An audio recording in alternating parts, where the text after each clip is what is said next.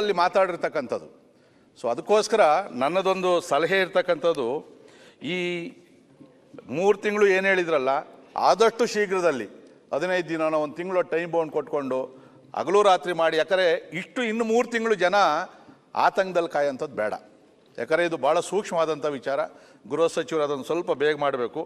ಆಮೇಲೆ SITಯಲ್ಲಿ ಆಯಿತು, ಅದರಲ್ಲಿ ತಪ್ಪಿತಸ್ಥರು ನಿರಪರಾಧಿಗಳು ಅಂತ ಆದಮೇಲೆ ಅಲ್ಲಿಗೆ ಕೊನೆ ಮಾಡ್ತೀರಾ, ಇಲ್ಲ ಅಂತಂದರೆ ತಿರುಗಿ ಇನ್ಯಾರೋ ಏನು ಹೇಳಿದ್ರು ಅಂತೇಳಿ ಅದನ್ನು ಮುಂದುವರ್ಸೋಕೊಂಡ ಹೋಗ್ತಕ್ಕಂಥದ್ದನ್ನ ದಯವಿಟ್ಟು ಮಾಡಬೇಡ್ರಿ. ಇದಕ್ಕೇನಾದರೂ ಅಂತಾರಾಷ್ಟ್ರೀಯ ಜಾಲ ಇದ್ದರೆ ನಿಮ್ಮ ತನಿಖೆಯಲ್ಲಿ ಗೊತ್ತಾದರೆ ಆಮೇಲೆ ಯಾವುದು ಕೊಡಬೇಕೋ ಅದನ್ನು ಮುಂದಿನ ದಿನಗಳಲ್ಲಿ ಹೆಚ್ಚಿನ ತನಿಖೆ ಕೊಡೋದು ನಮ್ಮದೇನು ಅಭ್ಯಂತರ ಇಲ್ಲ. 3ನೇದು, ಇವತ್ತು BJPನವರು ಅಲ್ಲಿ ಹೋಗಿ ರಾಜಕೀಯ ಮಾಡಿದ್ರು, ಇದೆಲ್ಲ ಹೇಳಿದ್ರಿ. ಇವತ್ತು ಆ ಕಡೆ ಭಾಗದಲ್ಲಿ, ನಾನು ಆ ಕಡೆ ಈ ಕಡೆ ಅಂತ ಹೇಳಲ್ಲಿ ಯಾರೂ ತಪ್ಪು ತಿಳ್ಕೊಳೋದು ಬೇಡ, ಈ 10-12 ದಿನದಲ್ಲಿ ಯಾರಾದರೂ ಆ ಕಡೆ ಭಾಗದ ಶಾಸಕರು ಧರ್ಮಸ್ಥಳಕ್ಕೆ ಹೋಗಿದ್ದಾರಾ? ಇಲ್ಲ ಅಂದರೆ ಇದು ಜನಗಳಿಗೆ ನಂಬಿಕೆ ಬರಬೇಕು. ಅಲ್ಲಿಗೆ ಮಂಜುನಾಥ ಸ್ವಾಮಿ ಕೊಲೆ ಮಾಡಿಲ್ಲ, ದೇವರೇನು ಅಪಚಾರ ಮಾಡಿಲ್ಲ, ವ್ಯಕ್ತಿಗಳ ಮೇಲೆ ಏನೋ ಐತೆ ಅದರಲ್ಲಿ. ಆದರೆ ದೇವಸ್ಥಾನಕ್ಕೆ ಹೋಗಿ ಏನು ಸಮಸ್ಯೆ?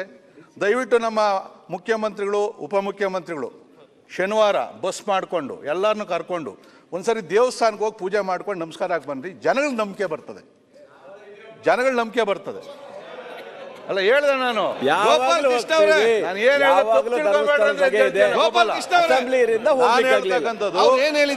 ಈಗ ನಾವು ಬನ್ನಿ ಮುಗಿತಲ್ಲ, ರಾಜ್ಯಾಧ್ಯಕ್ಷರು ಎಲ್ಲರೂ ಹೋಗಿದ್ದೀವಿ, ಜನಗಳಿಗೆ ಒಂದು ಸ್ವಲ್ಪ ವಿಶ್ವಾಸ ಬಂದೈತೆ.